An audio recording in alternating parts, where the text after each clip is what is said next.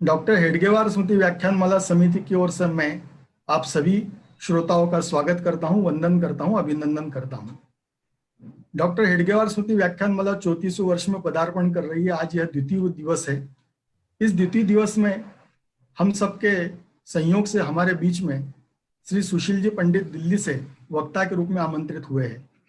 आपका विषय है कश्मीर अनुच्छेद 370 के पहले एवं बाद में। श्री सुशील जी पंडित का जन्म कश्मीर में ही एक ब्राह्मण परिवार में हुआ। दिल्ली विश्वविद्यालय एवं जेएनयू से आपने शिक्षा ग्रहण की। इंडियन एक्सप्रेस, टेलीग्राम, ओग्लिवी तथा मैक्केन पत्रिका में आपने सेवाएं दी। 2000 के बाद से हाइव के लिए पदोन्नत होकर आपने कार्य करना प्रारंभ किया। आप एक्सचेंज मीडिया समूह के संपादक व पूर्व अध्यक्ष भी रहे हैं। Indian institute of mass communication और राष्ट्रीय इंस्टीट्यूट ऑफ एडवांसिंग में सामरिक मीडिया प्लानिंग के शिक्षण के लिए सहायक संकाय के रूप में आपने शैक्षणिक कार्य किया है। रामकृष्ण मिशन चिकित्सालय वृंदावन की प्रबंध समिति के आप सदस्य रहे हैं। पंडितों पर हुए विभत्स अत्याचार वो विस्थापन के आप साक्षी हैं तथा इसकी पीड़ा सतत आपके चिंतन से परिलक्षित होती है। कश्मीर की संस्कृति और पहचान पर एक त्रैमासिक पत्रिका प्रजनात के आप प्रकाशक है। 90 में विस्थापित किए गए पंडितों एवं वहां के जनमानस के अधिकारों हेतु आप सतत चिंतन मनन कर उसके लिए सकारात्मक दिशा में के कार्य में संलग्न है तथा भिन्न भिन्न चैनल पर चर्चा, परिचर्चा एवं संवाद के माध्यम से हम सब उनका मार्गदर्शन सुनते रहते हैं। विस्थापित कश्मीरों की आप वर्तमान में आवाज बने हुए हैं। बड़ा ही आनंद का विषय है कि आज हमारे बीच में सुशील जी पंडित वक्ता के रूप में उपस्थित हुए हैं। मैं बड़ी श्रद्धा के साथ श्री सुशील जी को आमंत्रित करता हूं कि आज के इस ऑनलाइन वेबिनार में हम सब ऑनलाइन श्रोता का मार्गदर्शन करें। धन्यवाद।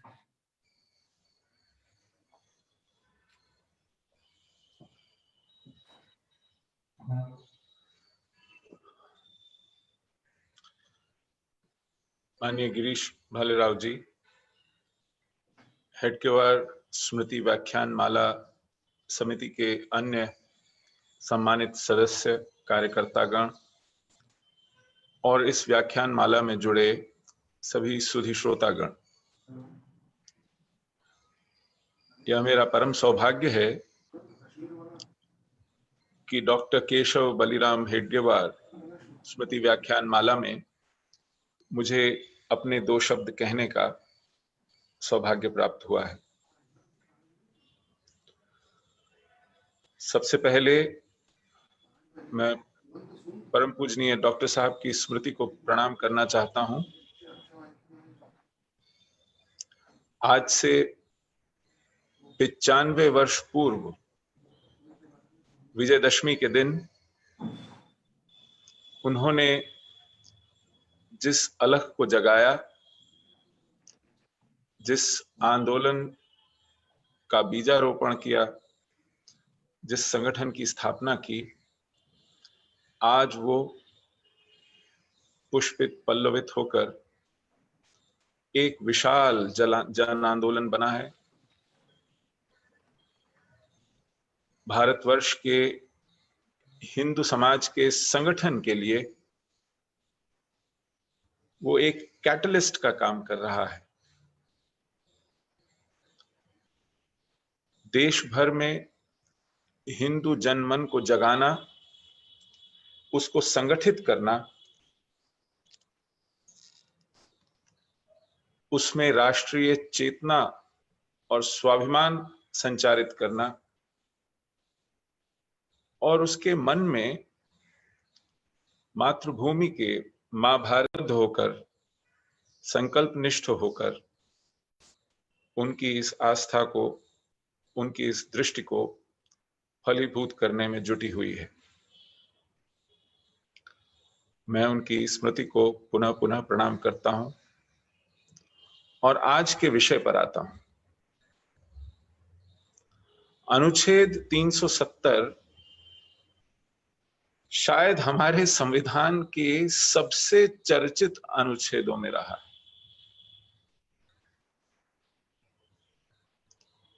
असंख्य प्रावधानों, नियमों, अनुच्छेदों वाला यह भारत का संविधान शायद अपने और किसी भाग के लिए इतनी चर्चा में कभी नहीं रहा जितना अनुच्छेद 370 के विषय में रहा।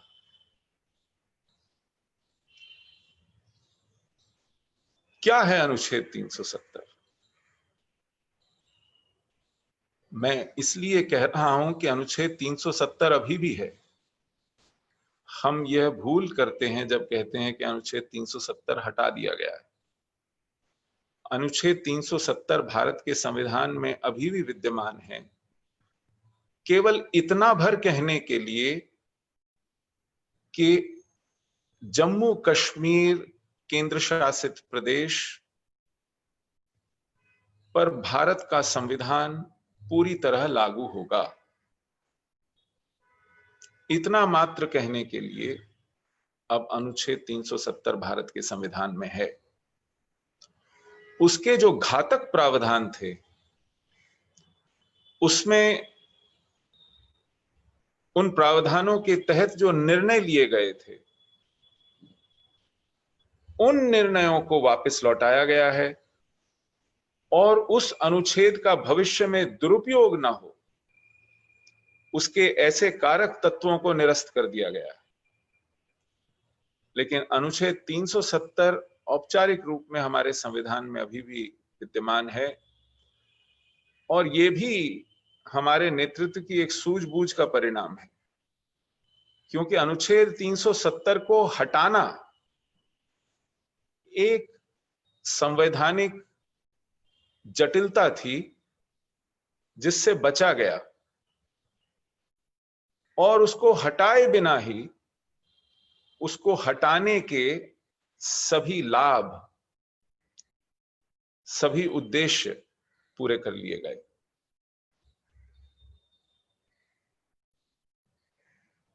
मैं जब प्रवास पे रहा, देश भर में घूमा, विद्वत जनों से मिला, पढ़े लिखे समाज के अग्रणी व्यक्तियों से भेंट की और इस विषय में चर्चा हुई, तो पता चला कि इसके विषय में बहुत सी भ्रांतियां थी, जानकारी के का अभाव था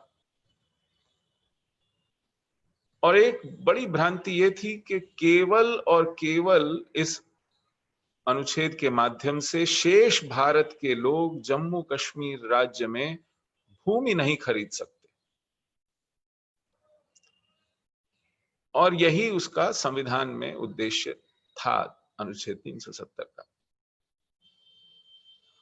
एक बहुत छोटी सी मात्रा में शायद ये सच भी था, लेकिन जैसा कि मैंने कहा कि यह उसका एक बहुत छोटा सा भाग था, एक छोटा सा अंश था। अनुच्छेद 370 भारत के संविधान में वो प्रावधान था जिसने भारत की संसद को कश्मीर के विषय में कोई भी कानून बनाने के लिए पंगु कर दिया था। संसद जो हमारी सर्वोच्च सार्वभौम संस्था है, देश के एक एक व्यक्ति का मत व्यक्त करती है, देश के चप्पे चप्पे पर कानून बनाने को नहीं मिलता।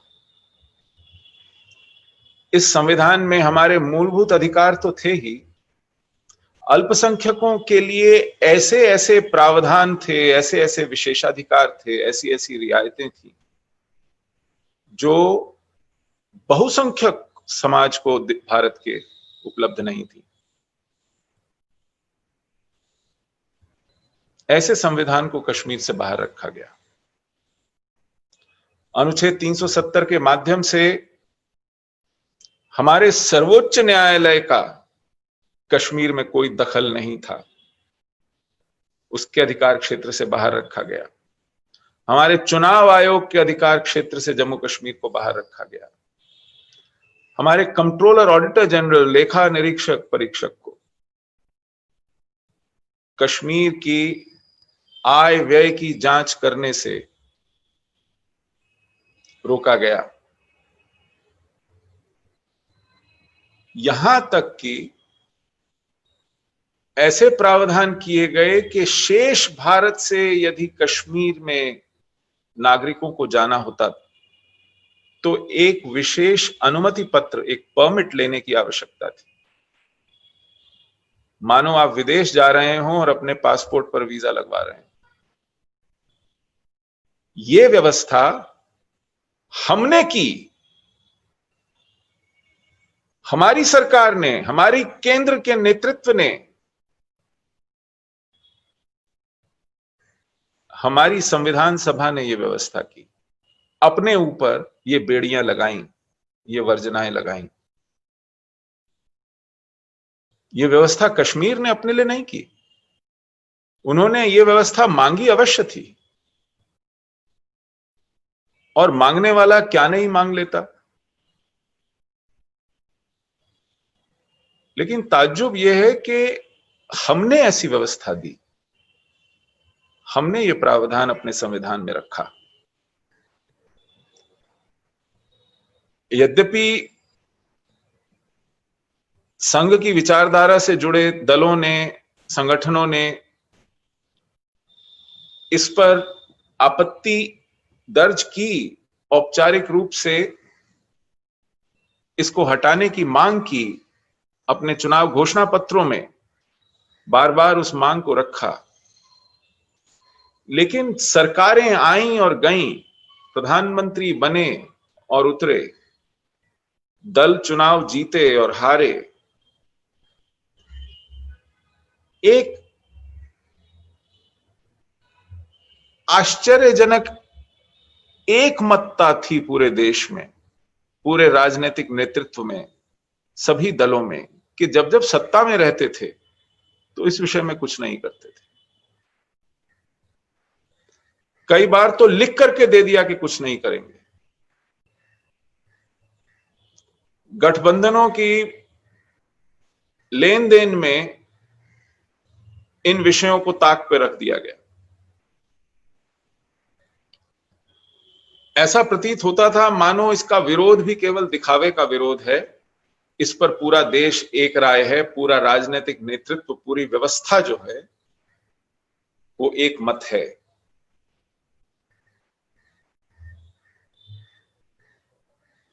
सौ से ज्यादा ऐसे कानून थे जो कश्मीर पर लागू नहीं होते। इसके माध्यम से लिंग के आधार पर भेदभाव किया गया। जम्मू कश्मीर राज्य में रहने वाली अगर बेटी राज्य के बाहर विवाह करती तो उसके बच्चों को उसकी संपत्ति का अधिकारी नहीं माना गया।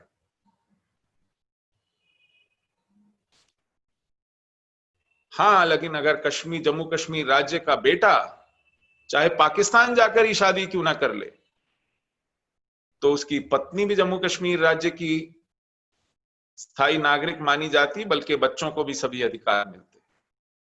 ये जेंडर इनजस्टिस था, लिंग के आधार पर सरासर भेदभाव था। जाति आधार पर शोषण हुआ, उत्पीड़न हुआ। एक उदाहरण है, 1957 में जम्मू कश्मीर में महामारी फैलने के आसार हो गए थे, क्योंकि वहां के सफाई कर्मचारी हड़ताल पर चले गए थे।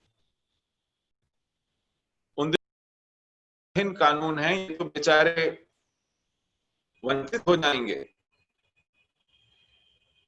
तो तब आश्वासन दिया गया कि नहीं, इन्हें नागरिक बना लिया जाएगा, और नागरिक बनाया गया। एक एग्जीक्यूटिव ऑर्डर के माध्यम से उनको स्थायी नागरिक मान लिया गया। लेकिन जब उनके बच्चे पढ़ लिख गए, कोई अध्यापक बनना चाहता था, कोई पोस्टमैन बनना चाहता था, कोई वकील, कोई डॉक्टर, कोई इंजीनियर, कोई सरकार में क्लर्क, कुछ और करना चाहता था, तो जम्मू कश्मीर राज्य की व्यवस्था ने साफ कह दिया कि तुम्हारे माँ बाप और पूर्वज यहां मैला ढोने आए थे और इसी शर्त पर नागरिकता पाए थे।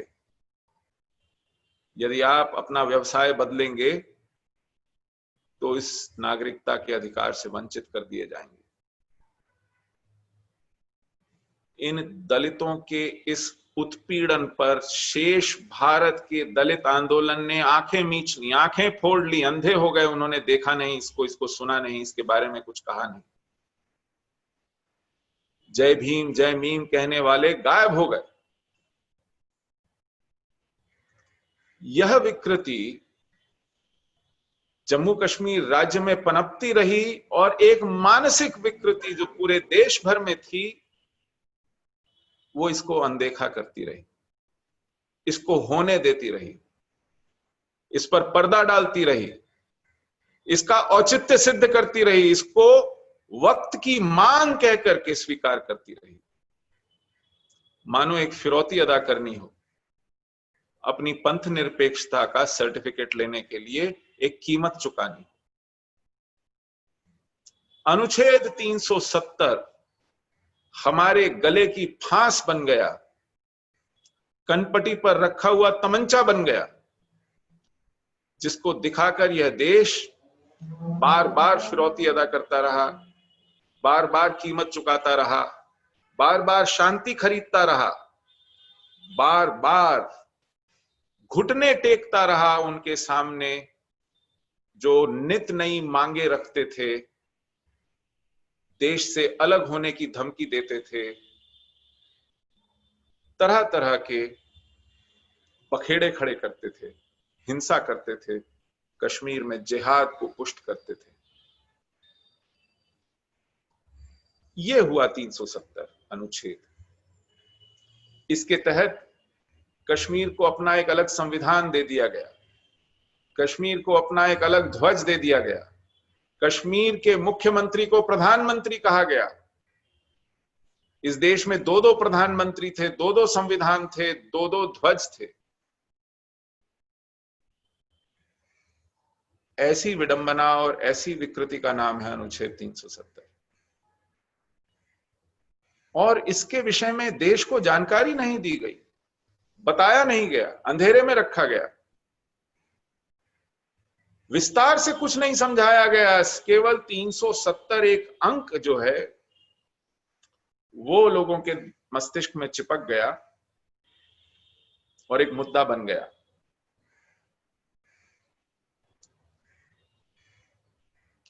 क्यों हुआ ऐसा? बहुत से कश्मीर के नागरिक जिनको इस विषय में दशकों तक बरगलाया गया और वहां का नेतृत्व खास तौर पर इस विषय पर आग्रह करता था कि इसे छूइए भी मत, इसको विवाद का विषय मत बनाइए, इस पर चर्चा भी मत कीजिए, इस पर पुनर्विचार करने का तो सवाल ही पैदा नहीं। क्यों? बार बार कहा गया क्योंकि ये जम्मू कश्मीर राज्य के भारत में विलय की एक शर्त है। इन्हीं शर्तों पर जम्मू कश्मीर राज्य का भारत में विलय हुआ है। ये सरासर झूठ था। जम्मू कश्मीर राज्य का विलय भारत में 26 अक्टूबर 1947 को हुआ। उस समय तो भारत का संविधान बना ही नहीं था और 370 अनुच्छेद तो सोचा भी नहीं गया था। जिस विलय पत्र पर हस्ताक्षर हुए वो वैसा ही था, बिल्कुल अक्षरशः वैसा था जैसा कि अन्य 550 रियासतों ने हस्ताक्षर करके भारत में विलय किया था। उसमें एक अल्प विराम या विराम तक का अंतर नहीं था।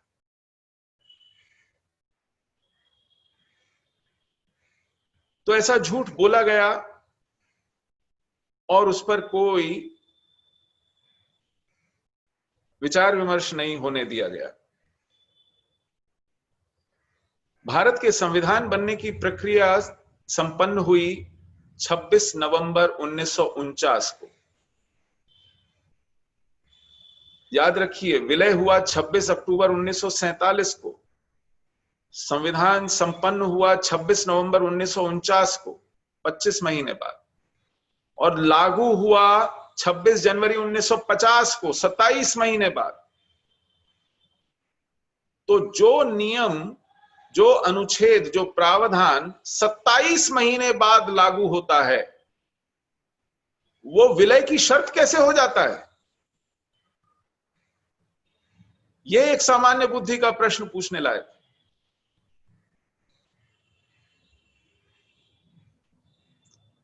दूसरी बात, यह किन परिस्थितियों में आया?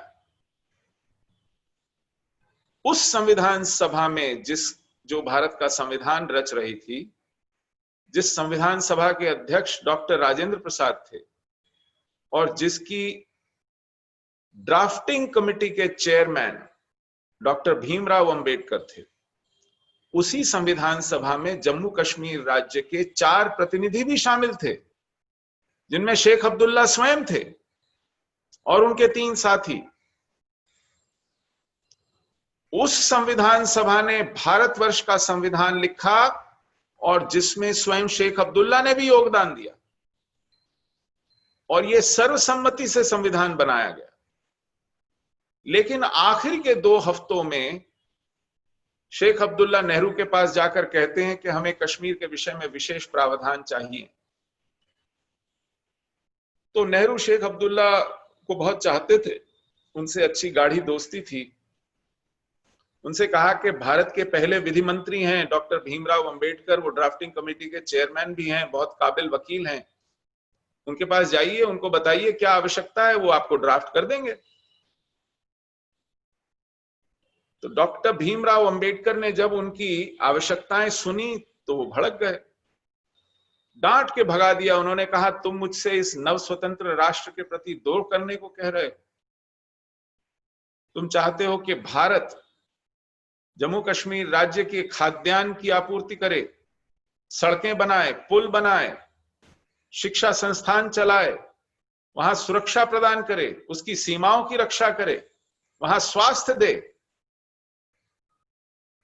लेकिन बदले में उसके पास उस राज्य में कोई अधिकार ना हो? यह कैसा रिश्ता है? और ऐसा कह करके उनको चलता किया। लेकिन नेहरू अपनी जिद पे अड़ गए। उन्होंने सोचा कांग्रेस की केंद्रीय समिति में एक प्रस्ताव पास करा लेंगे, और क्योंकि कांग्रेस का बहुमत है संविधान सभा में, तो फिर संविधान सभा को मानना पड़ेगा ये बहुमत से पारित किया गया प्रस्ताव। लेकिन तब कांग्रेस की केंद्रीय समिति में, कार्य समिति में, एक से एक प्रखर राष्ट्रवादी थे। स्वयं डॉक्टर राजेंद्र प्रसाद थे, महामना मदन मोहन मालवीय थे, पुरुषोत्तम दास टंडन राजऋषि थे, गोविंद वल्लभ पंत थे, राजगोपालाचारी थे, स्वयं सरदार पटेल थे, जेबी कृपलानी थे। ऐसे प्रखर राष्ट्रवादियों की उस कांग्रेस की कार्य समिति ने सिरे से एक मत से इस प्रस्ताव का निषेध किया।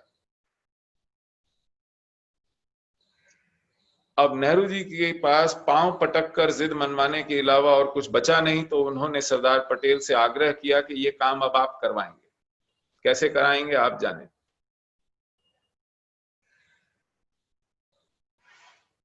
तो उनके पास मंत्रिमंडल में एक बिना विभाग के मंत्री थे, गोपाल स्वामी अयंगार, जो कश्मीर मामलों में पंडित जवाहरलाल नेहरू का काम देखते थे।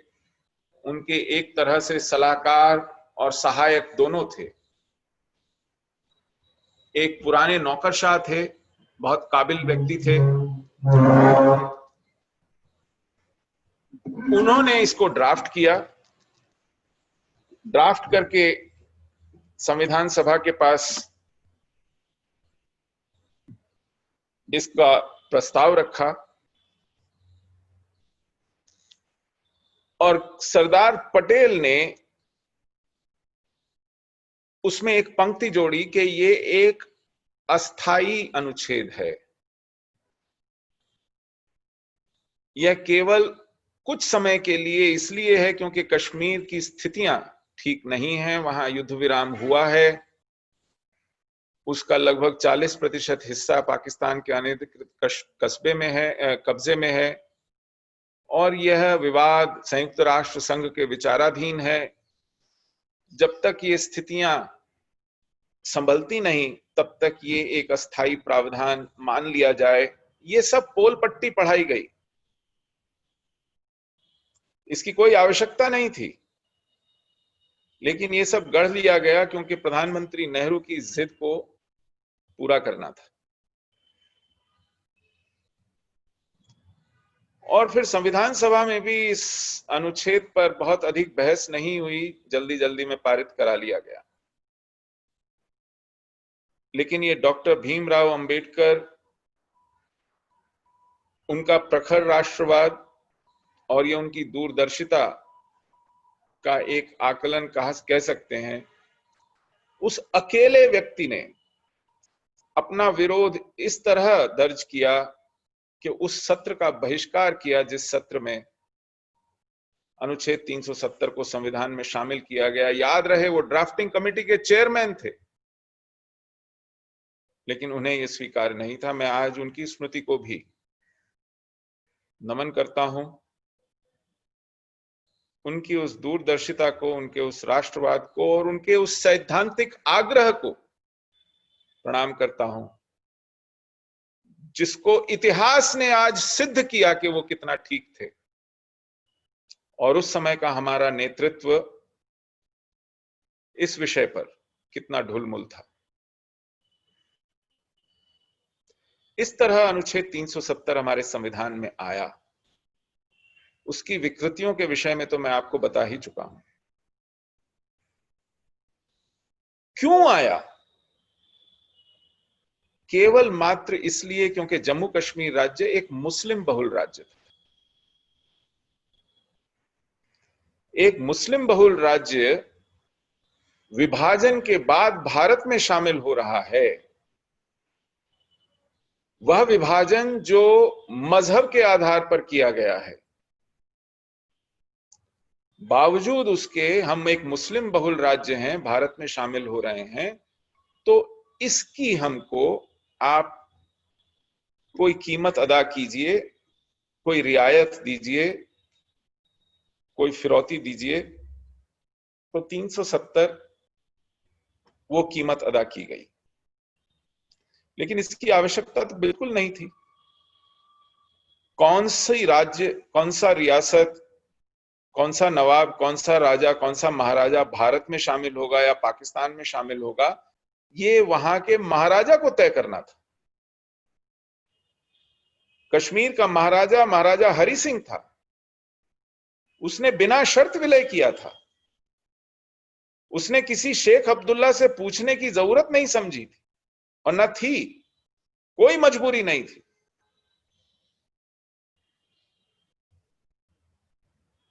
लेकिन जैसा कि मैंने पहले भी कहा, शेख अब्दुल्ला और नेहरू में एक प्रगाढ़ मैत्री थी, अंधा विश्वास था, भरोसा था।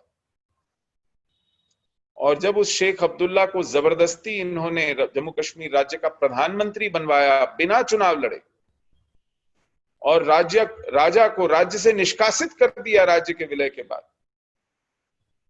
आप देखिए ये कितनी बड़ी त्रासदी है, कैसा विरोधाभास है कि हैदराबाद के निजाम ने अपनी सेना को, अपने अर्धसैनिक बलों को भूखे भेड़ियों की तरह हिंदू जनता पर खोल दिया था। भारत को उसको परास्त करने के लिए युद्ध लड़ना पड़ा था। 15 अगस्त को पूरा भारत एक हो गया था, और सितंबर 1948 में हैदराबाद की रियासत भारत में आई, 1 वर्ष 1 महीने बाद, 13 महीनों बाद, और वो भी युद्ध करके, संघर्ष करके। और जब वो संघर्ष में हार गया और घुटने टेक कर भारत में उसने विलय किया, समझौता किया तो उसको तो भारत ने राज प्रमुख बनाया, जो गवर्नर का इक्विवेलेंट होता है। लेकिन महाराजा हरि सिंह जो अनुनय विनय करता रहा, बिना शर्त भारत में विलय की प्रस्ताव रखता रहा, और आपने विलय स्वीकार भी कर लिया, लेकिन उसको देश निकाला दिया। उसका अंतिम संस्कार भी अपने राज्य में, अपनी मातृभूमि में नहीं हो सका। बंबई में निष्कासन में उसका अंतिम संस्कार हुआ। ऐसे ऐसे अपराध किए हैं हमने, हमारे नेतृत्व में। और जब उसकी सत्ता उससे छीनकर शेख अब्दुल्ला के हाथ में सौंप दी, तो शेख अब्दुल्ला एक निरंकुश शासक की तरह शर्तें तय करता रहा, मांग पर मांग रखता रहा, और वो स्वीकार की जाती रही। यह है इतिहास अनुच्छेद 370 का भारत के संविधान में आने का। और इसके माध्यम से भारत की अर्थव्यवस्था में, भारत की राजनीतिक व्यवस्था में, भारत की संवैधानिक व्यवस्था में, भारत की लोकतांत्रिक व्यवस्था में एक अपवाद के रूप में पैदा होने। हिंदू बहुल भारत में एक मुस्लिम बहुल राज्य यदि आता है तो इसमें गलत क्या है? हमने तो कभी द्विराष्ट्रवाद के सिद्धांत का समर्थन नहीं किया। हम तो पंथ निरपेक्ष राष्ट्र थे ना। इसमें मजहब के नाम पर अलग अलग व्यवस्थाएं क्यों लागू हो? इन्हीं शर्तों पर तो पाकिस्तान बना था। जिन्होंने जब भारत का विभाजन मांगा था, द्विराष्ट्रवाद का सिद्धांत भगारा था, उसका आधार यही था ना कि हम अल्पसंख्यक मुस्लिम इस बहुसंख्यक हिंदू राष्ट्र की व्यवस्था में नहीं रहेंगे। लोकतांत्रिक तरीकों से चुनी गई हिंदू नेतृत्व की सरकार के अधीन नहीं रहेंगे, एक हिंदू संविधान को नहीं मानेंगे, क्योंकि हम हिंदुओं के साथ नहीं रह सकते। इसीलिए हमें अलग पाकिस्तान चाहिए। विभाजन करने के बाद आपने देश की सीमा के भीतर, देश की ही भूमि पर जम्मू कश्मीर राज्य के नाम पर एक और पाकिस्तान बना लिया, जो हमारे संविधान के बाहर था, हमारी संसद के अधिकार क्षेत्र के बाहर था, जिसका अपना झंडा था, अपना संविधान था, अपना प्रधानमंत्री था, जहां जाने के लिए परमिट लेना पड़ता था। तो आपने तो विलय को ही उल्टा कर दिया। ये कहकर के ये विलय की एक शर्त है, आपने विलय पर ही पानी फेर दिया, जो जम्मू कश्मीर राज्य के महाराजा ने भारत के साथ किया था। और न केवल ऐसा किया, बल्कि लगभग 40% राज्य का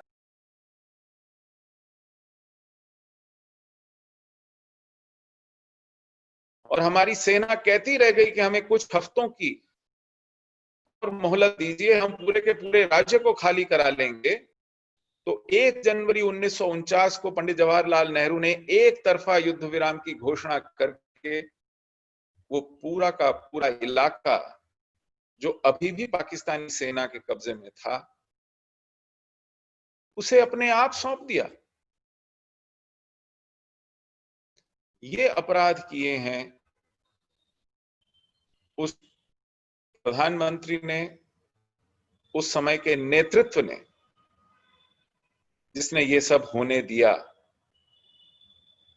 एक प्रधानमंत्री निरंकुश हो भी जाए तो उस समय की व्यवस्था आज की व्यवस्था से कोई अलग नहीं है। कैसे होने देती है ये सब? लेकिन ऐसा होने दिया। और जब आप इस तरह के प्रावधान संविधान में रखते हैं, और वो भी मजहब के आधार पर, तो आप मजहबी पहचान के आधार पर की जा रही राजनीति को वैध ठहराते हैं, उचित ठहराते हैं, उसको मान्यता देते हैं। एक पंथ निरपेक्ष राष्ट्र में, एक लोकतांत्रिक संवैधानिक व्यवस्था में जब आप मजहब पर आधारित राजनीति को औचित्य देते हैं, वैधता देते हैं, मान्यता देते हैं, तो जैसे आप बोतल से एक भूत को बाहर निकालते हैं। बोतल से बाहर आकर वो भूत क्या करता है फिर ये आपके नियंत्रण में नहीं रहता।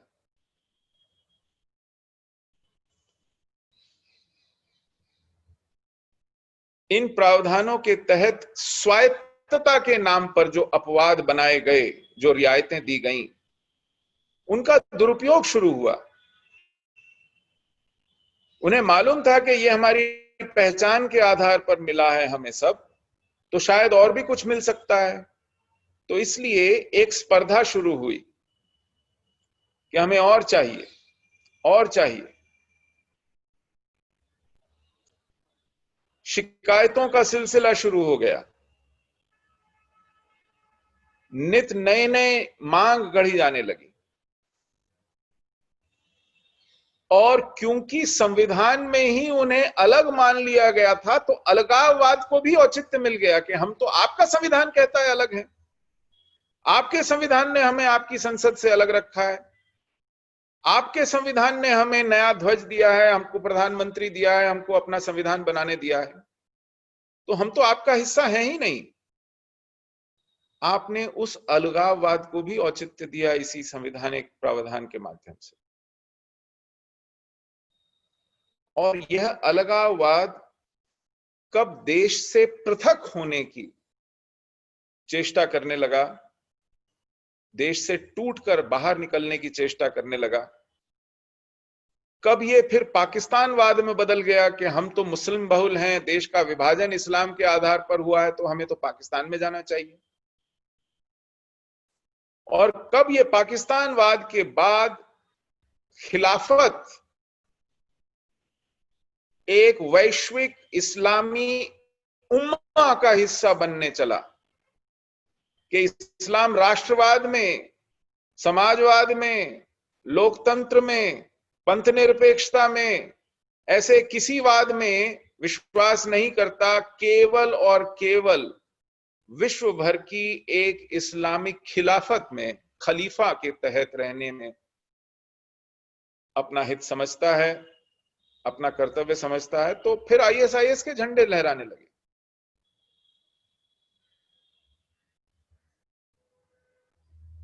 उन्नीस 1950 में इस संविधान के लागू होने और इन रियायतों के देने के साथ ही कश्मीर के हिंदू समुदाय का उत्पीड़न भी शुरू हुआ, उनके साथ भेदभाव शुरू हुआ। पढ़ाई लिखाई के अवसर हाथों से छूट गए, एडमिशंस नहीं मिलते थे पोस्ट ग्रेजुएट कोर्सेज में, पेशेवर कोर्सेज में, मेडिकल में, इंजीनियरिंग में, आर्किटेक्चर में, लॉ में। साफ कहा जाता था कि आपके लिए तो पूरा हिंदुस्तान है, यहां क्यों पड़े हुए हो। केवल मुसलमानों के एडमिशंस होते थे।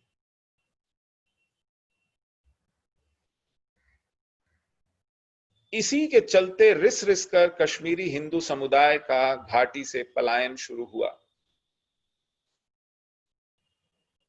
राजनीतिक, सामाजिक, आर्थिक हर आयाम में एक उत्पीड़न की श्रृंखला देखने को मिलती है। हर साल उत्तीर्ण हुए मेरिट लिस्टर बच्चे राज्य से बाहर या तो पढ़ने के लिए या नौकरी के लिए भटकने लगे। मेरे पिता की पीढ़ी ने यह देखा, मेरी पीढ़ी ने यह देखा।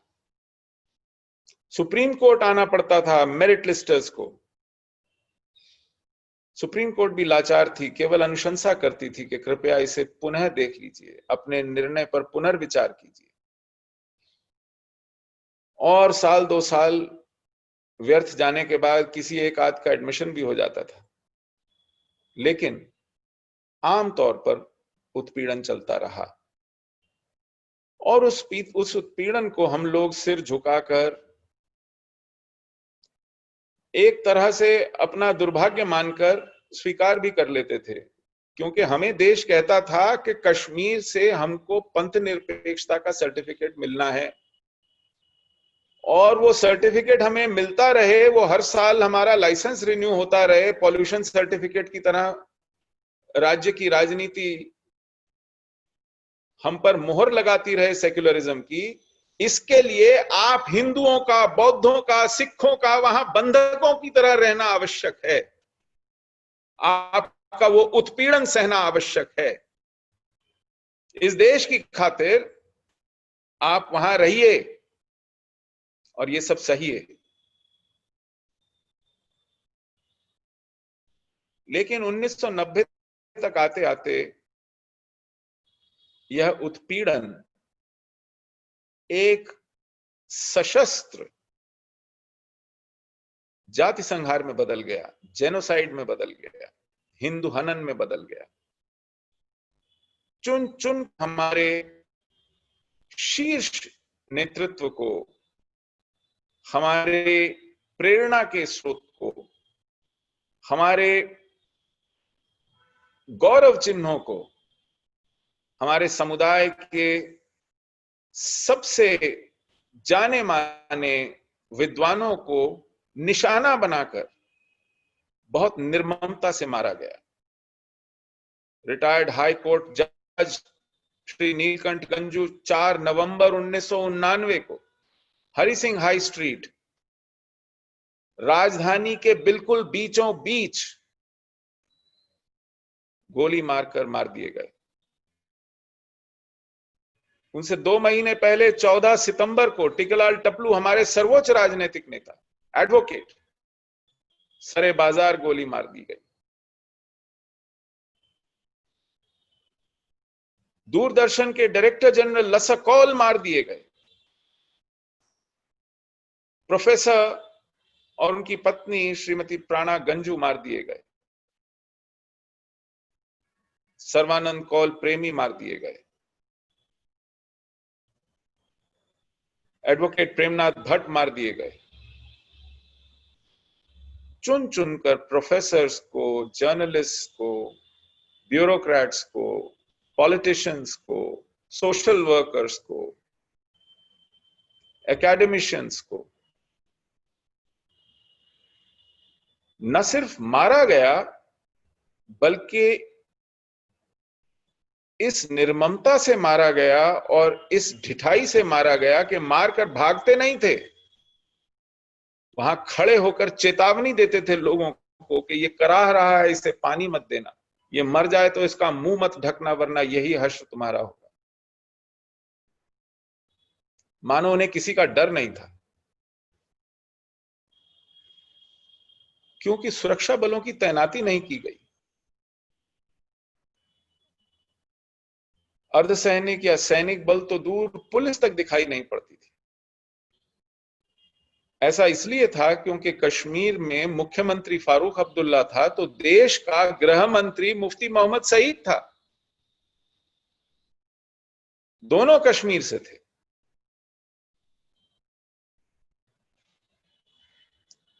उस मुख्यमंत्री फारूक अब्दुल्ला को कांग्रेस का समर्थन था कश्मीर में राज्य सरकार चलाने के लिए।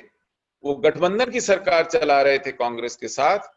तो देश में जो केंद्रीय सरकार थी जिसमें गृह मंत्री मुफ्ती मोहम्मद सईद था, उसको भाजपा का समर्थन था। पूरे देश की सत्ता अधिष्ठान में राजनीति के सब रंगों के और सब प्रकार के और सब विचारधाराओं के दल कहीं ना कहीं फिट थे।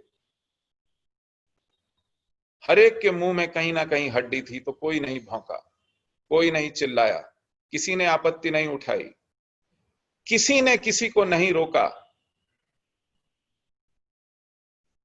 हम लोग कश्मीर के हिंदू राज्य की जनसंख्या का 5% भी नहीं थे, और वो भी छितरे हुए थे पूरे राज्य में, पूरी घाटी में। लेकिन हम भी न जाने किस आत्मविश्वास के साथ वहां इन सब उत्पीड़नों के बावजूद रहते चले आ रहे थे, यह सोचकर कि युग बदल गया है, अब ये मध्ययुगीन सुल्तानों का युग नहीं है जिसमें सुल्तान जो चाहे कर ले। यह एक आधुनिक युग है, 90 करोड़ जनसंख्या का राज्य है, इसकी चुनी हुई संसद है 800-850 सदस्यों की, एक शक्तिशाली प्रधानमंत्री है जिसकी 15 लाख की सेना है, जिसमें एक सर्वोच्च न्यायालय और न्यायालयों की श्रृंखला है,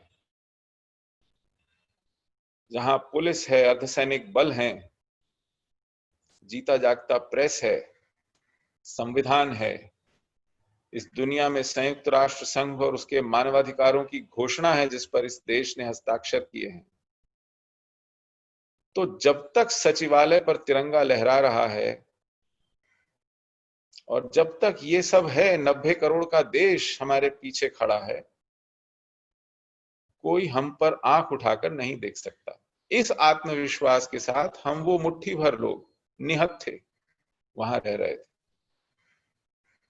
लेकिन जब आपत्ति आई, मस्जिदों के लाउडस्पीकर से घोषणाएं हुई, पोस्टर चिपकाए गए, अखबारों में नोटिस निकाले गए कि काफिरों कश्मीर छोड़ दो वरना तुम्हारी खैर नहीं,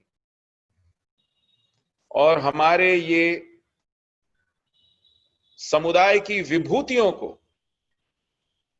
सरेआम, सरे बाजार, दिन दिहाड़े चुन चुन कर मारा जाने लगा, तो धैर्य जवाब दे गया। पहली हत्या 14 सितंबर को हुई। हर हफ्ते, हर रोज कहीं ना कहीं किसी ना किसी वारदात के समाचार मिलते थे। कहीं बम फटता था, कहीं अपहरण होता था। 19 जनवरी 1990 तक किसी तरह धैर्य बांधे टिके रहे, और उसके बाद जैसे एक बांध टूटता है, पानी बह निकलता है, तो हमारे भरोसे का बांध टूट गया और पूरा का पूरा समुदाय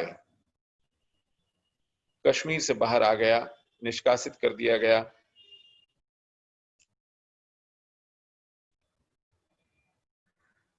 यह 370 की एक बहुत बड़ी उपलब्धि थी। पहले 30-40 साल उत्पीड़न होता रहा और उसके बाद जाति संहार हो गया। घाटी को हिंदुओं से खाली करा लिया गया। 30 साल हो गए इस बात को, 30.5 साल। आज तक वहां से बाहर आए, निष्कासित किए हुए हिंदुओं को माइग्रेंट कहा जाता है, प्रवासी कहा जाता है।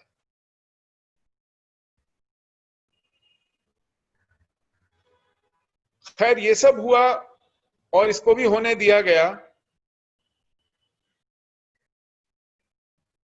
तो हम लोगों ने उम्मीद छोड़ दी थी कि यह देश, यहां की राज्य सत्ता, यहां का नेतृत्व, यहां की दलीय व्यवस्था, यहां के न्यायालय इस विषय में कुछ कर पाएंगे। कम से कम मैंने तो यह उम्मीद छोड़ दी थी, यह आशा नहीं रही थी कि मेरे जीवन काल में जीते जी ऐसा भी दिन आएगा कि जब अनुच्छेद 370 निरस्त होगा।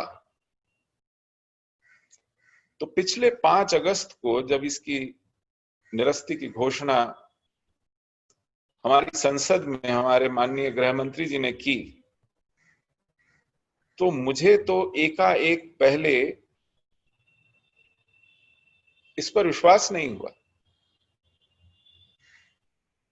मैं बार बार पागलों की तरह उसको सुनता रहा, रिवाइंड कर करके सुना, लोगों से पूछ पूछ कर उसके एक एक शब्द को पढ़ा, और मानो खुशी के मारे नाचा, मैं उत्सव मनाया। आप समझ नहीं सकते कि मेरे लिए वो कैसी अनुभूति थी। मुझे लगा कि अब फाइनली, अंततो गत्वा, ईश्वर का दिल पसीजा है और उन्होंने अपने हाथ यह बीड़ा उठाया है और सत्ता के हाथों से यह काम स्वयं करवाया है।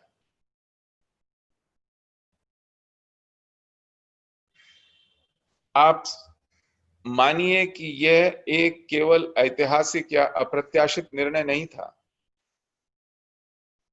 मैं इसे एक युग प्रवर्तक निर्णय मानता हूं। 5 अगस्त 2019 से पहले एक भारत था, इन निर्णयों के बाद एक नया भारत है। पूरा विश्व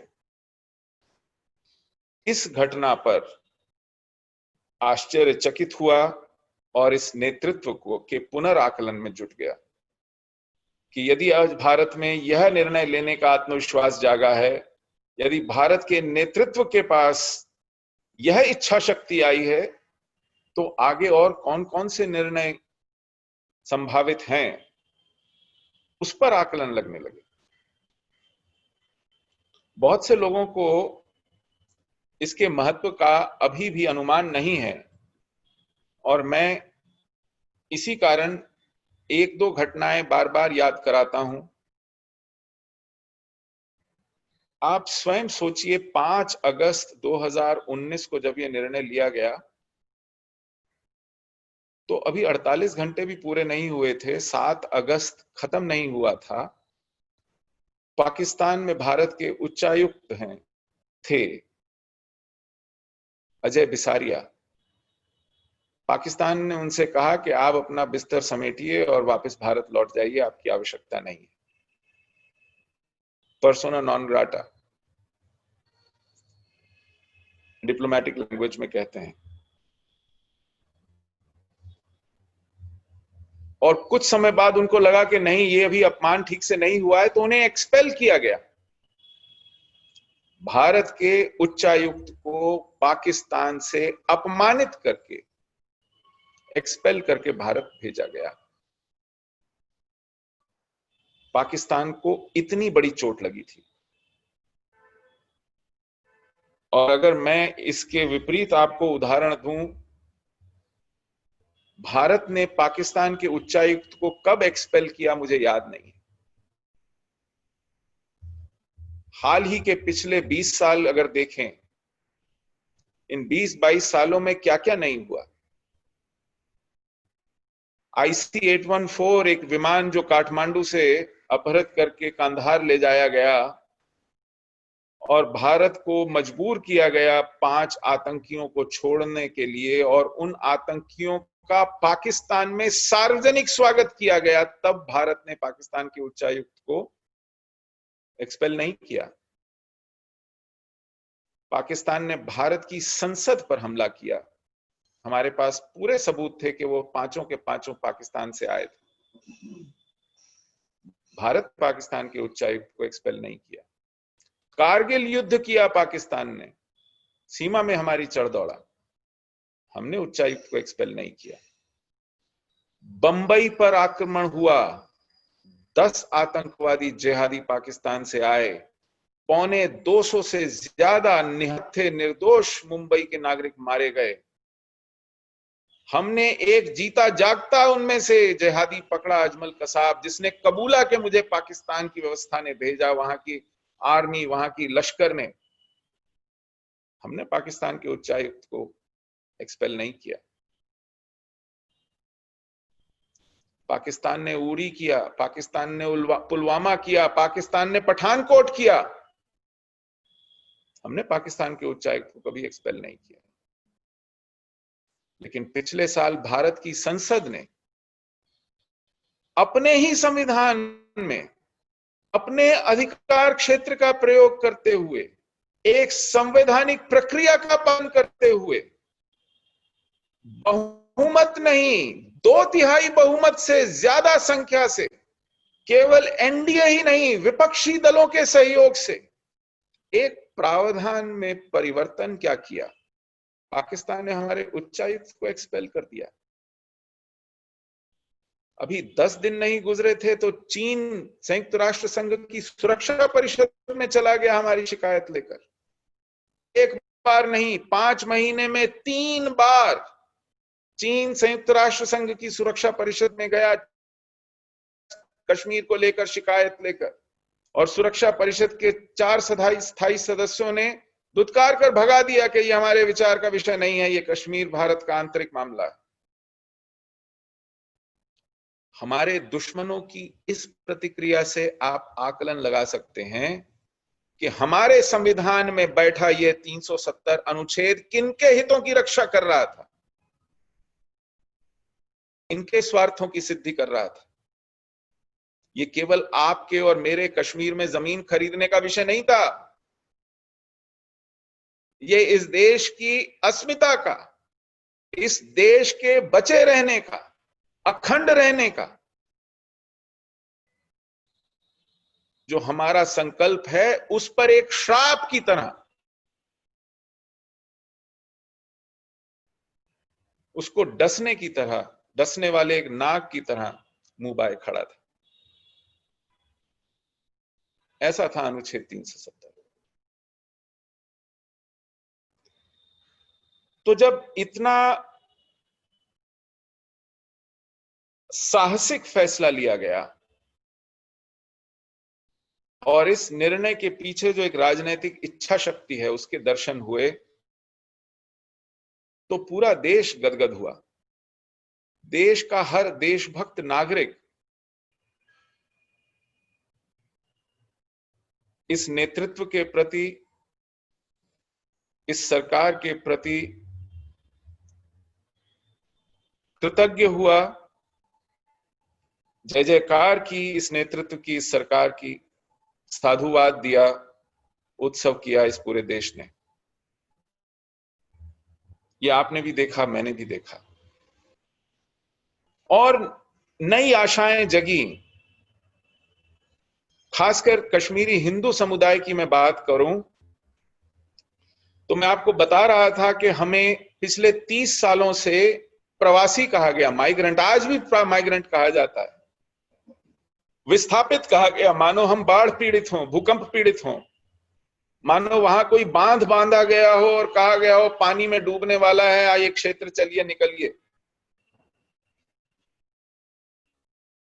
हम लोग वहां एक हिंदू हनन की हिंसक मुहिम से निकल करके आए थे।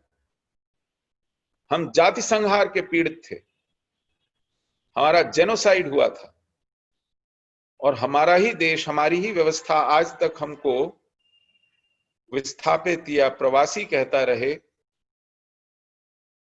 हम इस त्रासदी से गुजर रहे थे। ये एक दोहरी त्रासदी थी, एक जो हमारे साथ कश्मीर पर बीती वो, और दूसरी वहां से निकलने के बाद जो हम लोग यहां झेल रहे थे। इसे आप अंग्रेजी में एपैथी कह सकते हैं, हिंदी में कहें तो एक उदासीनता का भाव था, एक उपेक्षा का भाव था। और ये कुछ हफ्तों, महीनों नहीं, सालों नहीं, 3 दशकों से लगातार चला आ रहा था। तो जब 5 अगस्त को ये निर्णय हुए तो हमने सोचा कि हमारे भी दिन बदलेंगे, अब हमारे जाति संहार को मान्यता मिलेगी, पुष्टि मिलेगी, लोग स्वीकार करेंगे, सत्ता में बैठे लोग, व्यवस्था में बैठे लोग, नीति निर्धारक लोग मानेंगे इस सच्चाई को कि हमारे साथ वहां क्या हुआ। दूसरी जो आशा बंधी थी वो ये थी कि 30 सालों से जिस एक भी हत्या, एक भी सामूहिक नरसंहार, एक भी बलात्कार, एक भी अपहरण की घटना, एक भी मंदिर तोड़े जाने या घर जलाए जाने का जघन्य अपराध जिसकी किसी को सजा नहीं मिली, जिस पर कोई मुकदमा नहीं चला, हजारों एफआईआर खड़ी धूल फांकती रहीं, और ये अपराधी कश्मीर में खुले घूमते रहे, नेता बन गए। केंद्र की सरकारों ने इन्हें दामादों की तरह पाला, प्रधानमंत्रियों ने घरों पर आमंत्रित किया नाश्ते पर, उनके साथ फोटो खिंचवाई, उनके पासपोर्ट बनवाए, अनुशंसा करके विभिन्न देशों से उस पर वीजा लगवाए, उनको दुनिया में घुमाया, उनका अमेरिका में इलाज कराया। उन लोगों ने पाकिस्तान जा जाकर शादियां की। ऐसे लोगों पर अब मुकदमा चलेगा, उनके दोष सिद्ध होंगे, उन्हें सजाएं मिलेंगी, तो हम जो इस पूरी त्रासदी के भुक्तभोगी हैं, हमको न्याय मिलेगा। ये एक और आशा बंधी। तीसरी आशा ये बंधी कि कश्मीर में ऐसा कहने वाले बहुत से लोग थे कि देखिए साहब, हमारे हाथ में तो बंदूक नहीं थी, हमने तो आपको नहीं मारा, हमने तो नहीं भगाया। थे वो कुछ लोग जिन्होंने ऐसा किया, हम क्या करते, हम खुद घबराए हुए थे, आपके साथ तो बहुत बुरा हुआ। ऐसी बहुत सी लफाजी सुनने को मिलती थी, और इसमें से थोड़ा बहुत ठीक भी था। सभी लोगों ने हमें गोली नहीं मारी, लेकिन ऐसे बहुत से लोग थे जो गोली मारने वालों के साथ खड़े होकर उनकी जिंदाबाद बोलते थे। ऐसे बहुत से लोग थे जो उन्हें अपने अपने घरों में आश्रय देते थे, उनके साथ सहानुभूति रखते थे। ऐसे भी बहुत से लोग थे जो हमारे निकाले जाने की प्रतीक्षा कर रहे थे, ताकि वो हमारे घरों में, हमारी दुकानों में, हमारे व्यापारों में घुस जाएं, हमारे खेत, हमारे खलिहान, हमारे बागान हथिया लें।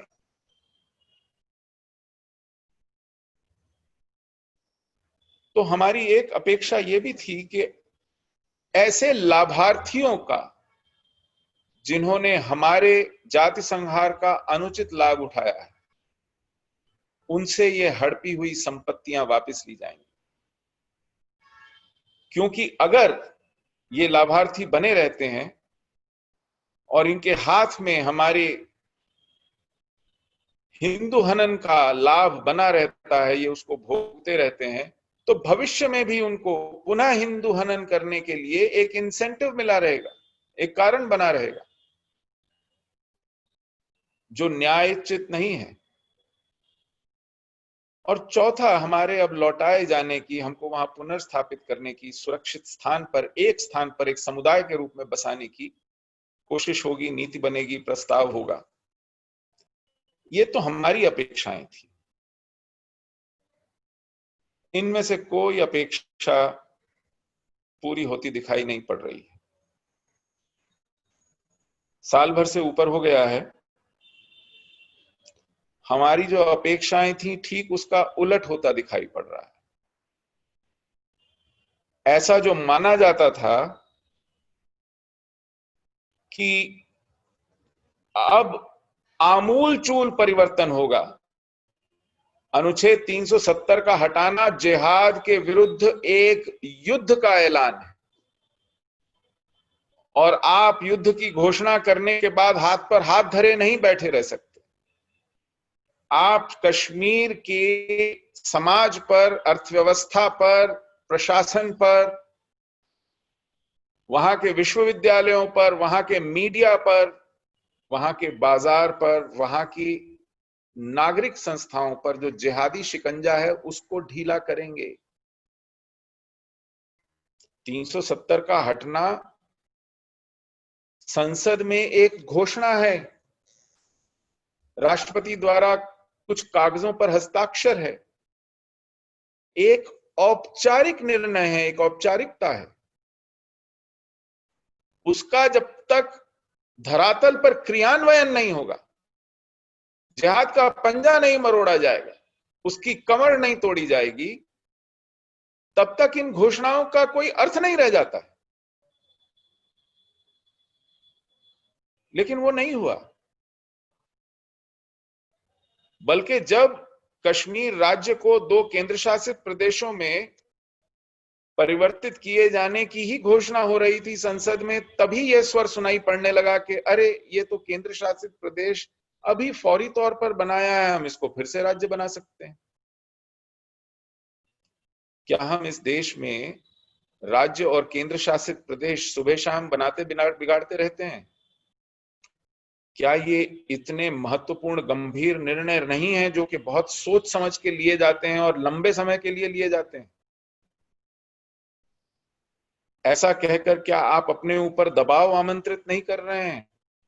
क्या जुलूस नहीं निकलने लगेंगे, ज्ञापन नहीं आने लगेंगे आपके पास कि हम राज्य पुनः बनाइए? क्या ये आपके मस्तिष्क में जो निर्णय लेने के प्रति एक प्रतिबद्धता है, एक दृढ़ निश्चय है, उस पर प्रश्न चिन्ह नहीं खड़े कर रहे हैं? लेकिन उस समय मैंने इन बातों को अनदेखा किया कि मुझे लगा कि शायद भावावेश में, प्रवाह में बह गए होंगे। लेकिन आज लग रहा है कि ऐसा कर सकते हैं ये लोग, क्योंकि उसके बाद निर्णयों की एक ऐसी श्रृंखला बनी जिससे दिखाई देने लगा कि ये निर्णय 5 अगस्त के निर्णयों पर पानी फेरने वाले। और मैं आपको उदाहरण स्वरूप बताऊं, जब चीन और पाकिस्तान तिलमिला रहे थे हमारे निर्णयों से, तो भारत ने सार्वजनिक घोषणा की, दुनिया भर को समझाया कि ये हमारे आंतरिक निर्णय हैं। हमारी संसद इन निर्णयों को लेने के लिए अधिकृत है, हमारा संविधान इसकी अनुमति देता है, हमने प्रक्रिया का पालन किया है, हम एक सार्वभौमिक राष्ट्र हैं और इस सार्वभौमिकता का तकाजा है कि हम अपने निर्णय स्वयं लें, और इसमें आपको किसी भी तरह के हस्तक्षेप करने का ना अधिकार है ना अनुमति है। ऐसा बार बार कहा गया और कहना उचित भी था। मुझे याद पड़ता है कि जब पाकिस्तान और चीन के उकसाने पर यूरोपीय संसद ने इस विषय पर चर्चा करने का निर्णय किया, तो सितंबर के महीने में 12 सितंबर को भारत के विदेश मंत्री एस जयशंकर ब्रसल्स पहुंचे। वहां पहुंचकर उन्होंने यूरोपीय संसद को साफ साफ कहा कि यह भारत का आंतरिक मामला है, इसमें आपके हस्तक्षेप की कोई गुंजाइश नहीं। और यह बिल्कुल उचित था। ये एक सशक्त, आत्मविश्वासी भारत का नया चेहरा दुनिया देख रही थी। लेकिन क्या दिखाई पड़ा अगले ही महीने? यूरोपीय संसद के 27 सांसद दिल्ली पहुंचते हैं और उन्हें कश्मीर घुमाने ले जाया जाता है। सरकार से पूछो तो वो आनाकानी करते हैं कि हमने नहीं बुलाया, किसी और ने बुलाया, अपने आप आए हैं। अरे आए हैं तो कश्मीर कैसे जा रहे हैं? उस कश्मीर में कैसे जा रहे हैं जहां विपक्ष का कोई, भारत की संसद में कोई सांसद नहीं जा सकता? उस कश्मीर में कैसे जा रहे हैं जहां कश्मीर के अपने राजनीतिक नेता अभी नजरबंदी में है, जहां अभी भी विभिन्न तरह की वर्जनाएं लगी हुई? लेकिन हमने ये देखा कि इन 27 यूरोपीय सांसदों को कश्मीर में घुमाया गया, डल पर किश्तियों में घुमाया गया, कश्मीर के नजारे दिखाए गए और अपने भीतर के विषय पर हस्तक्षेप आमंत्रित किया गया। ये कैसे होने दिया गया? और ऐसा एक बार नहीं हुआ। अगर अक्टूबर के महीने में ऐसा पहली बार हुआ, तो दिसंबर के महीने में फिर हुआ, जब भारत में विभिन्न देशों के राजनयिकों को जत्था बनाकर कश्मीर ले जाया गया। तीसरी बार हुआ जब फरवरी के महीने में एक और जत्था राजनयिकों का कश्मीर ले जाया गया। तो हमारी ये घोषणाएं कि कश्मीर भारत का आंतरिक मामला है, इसमें विदेशी सरकारों के हस्तक्षेप की कोई गुंजाइश नहीं है, इस आग्रह की क्या गुंजाइश रह गई? उसकी क्या प्रामाणिकता रह गई? दूसरी बात, कश्मीर में नई पार्टियां बनी, अपनी पार्टी। जिन राजनयिकों को नजरबंद किया गया था, उन्हें बिना शर्त छोड़ा गया। जिन पर आरोप लगाए गए थे, गंभीर आरोप लगाए गए थे, जिन पर आज भी चार्जशीट है, जिनकी कारों से आरडीएक्स बरामद हुआ, जिनके पास से अवैध हथियार बरामद हुए,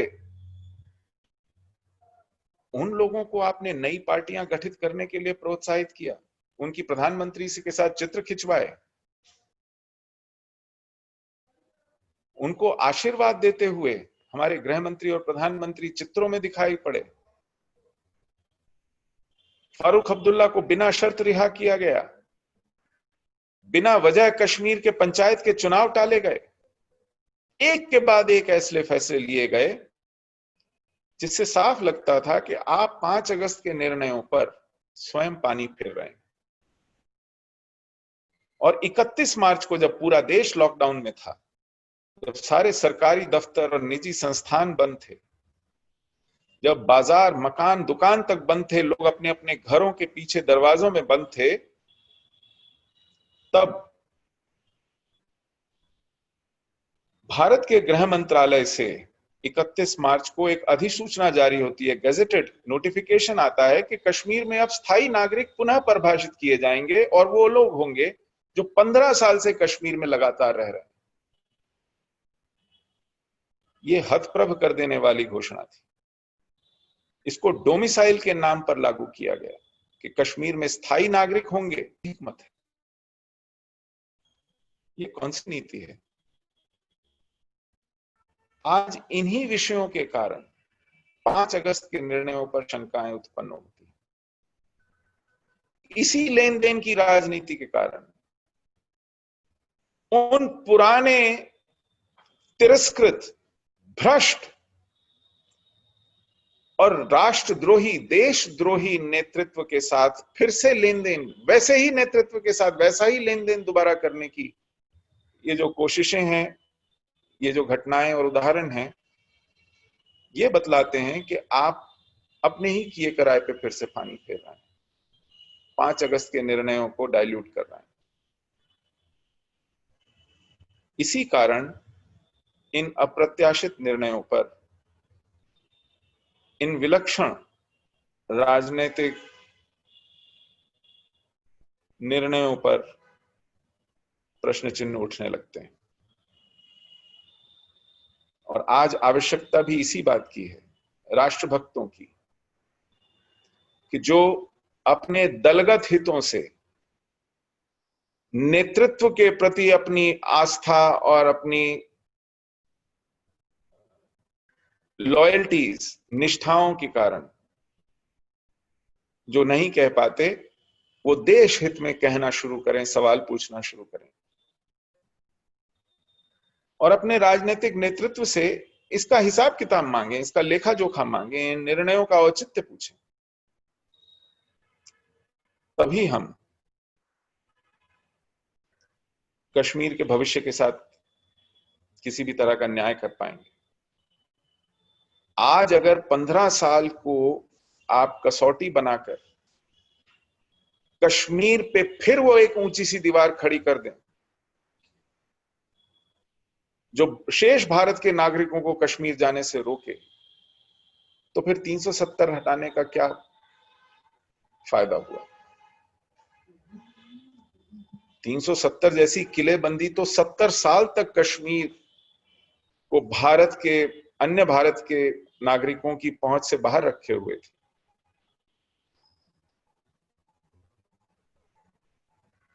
आज यदि कश्मीर की स्थायी नागरिकता पर किसी का हक है तो वो पूरे भारत का है। भारत का कोई ऐसा जिला नहीं है जिसने अपने बेटे या भाई कश्मीर में भारत की रक्षा के लिए न खोए। क्या उनका हक कश्मीर की नागरिकता से में मुझसे ज्यादा है? क्या पुलवामा में चिंदी चिंदी उड़ा दिए गए, धज्जियां उड़ा दिए गए उन 40 सीआरपीएफ के बलिदानियों के परिवार से ज्यादा मेरा हक है कश्मीर की भूमि पर, जो 13 फरवरी 2019 को वहां बलिदानी हो गए? क्यों, किसके आदेश पर, किसकी खुशामद के लिए, किसको खुश करने के लिए हम लोग वहां ये सब कर रहे हैं? ये जो दिल जीतने का प्रकरण है और उस दिल जीतने की प्रक्रिया में एक के बाद एक रियायतें देना, एक के बाद एक अपवाद देना, एक के बाद एक प्रावधान करना, यह कब मत करेंगे? कब हम इसके लोभ संवरण से, इस कमजोरी से बाहर निकलेंगे? यह प्रश्न पूछने का समय है। आप सब प्रबुद्ध राष्ट्रभक्त हैं, सामाजिक कार्यों में सतत लगे रहते हैं, अपने अपने क्षेत्र में राष्ट्र के ज्वलंत विषयों पर जन जागरण करते हैं। मेरा आग्रह है कि कश्मीर में जो जाति संहार हुआ है उसके विषय में सबको सचेत करें। उस जाति संहार के कारण जो न्याय वांछित है, भुक्तभोगी जिस न्याय की प्रतीक्षा में पिछले 30 साल से धैर्य बांधे बैठे हैं, उस न्याय के लिए आवाज बुलंद करें। और कश्मीर में ये ढुलमुल नीति, एक कदम आगे और 2 कदम पीछे की चाल जो है, इस पर आपत्ति व्यक्त करें। इस आग्रह के साथ मैं आपका पुनः आभार व्यक्त करता हूं कि आपने मुझे डॉक्टर हेडगेवार स्मृति व्याख्यान माला में आमंत्रित करके मुझे जो सम्मान दिया है और आपसे अपने कुछ विचार, कुछ जानकारियां साझा करने का एक सुअवसर दिया है। मैं उसके लिए हमेशा आपका आभारी रहूंगा। जिस धैर्य से आपने आज व्याख्यान माला के द्वितीय दिवस पर डॉक्टर हेडगेवार स्मृति व्याख्यान माला को अपने अमूल्य विचार साझा करें। निश्चित रूप से हम सभी आपकी पीड़ा को समझते हैं और आपने जिस प्रकार से बताया, किस प्रकार से 30 साल 40 साल पूर्व हिंदू, बौद्ध, सिखों का उत्पीड़न हुआ है, उनका किस प्रकार से निष्कासन हुआ है, किस प्रकार से धारा 370 एक अभिशाप था, एक श्राप था, उत्साह हम सब भारतवासियों के मन में भी था। मैं आपका पुनः डॉक्टर हेडगेवार स्मृति व्याख्यान माला समिति की ओर से बहुत बहुत आभार मानता हूं, जो आपने अपना बहुमूल्य समय दिया। साथ ही VSK मालवा प्रांत की टीम, टेक्निकल टीम और सभी सुधी श्रोतागण जिन लोगों ने ऑनलाइन माध्यम से हम सबको ज्वाइन करा, उन सबको भी बहुत बहुत धन्यवाद। एक सूचना है, कल हम सभी लोग पुनः 5 बजे आमंत्रित रहेंगे। कल की वक्ता है हमारी व्याख्यानमाला की श्रीमती अलकाताई इनामदार, जो राष्ट्र सेविका समिति अखिल भारतीय सहकार्यवाहिका हैं और उनका विषय है वर्तमान परिस्थिति का परिवार व्यवस्था पर प्रभाव। मैं आप सबका पुनः बहुत बहुत आभार मानता हूं। मैं सुशील जी भाई साहब, आपका भी बहुत बहुत आभार मानता हूं कि आपने बहुत बहुमूल्य समय हमारी व्याख्यानमाला को दिया। पुनः आपका आभार, धन्यवाद। वंदे मातरम। बढ़िया है। ना, बंद करो, क्लोज कर दो उसको, लिंक को।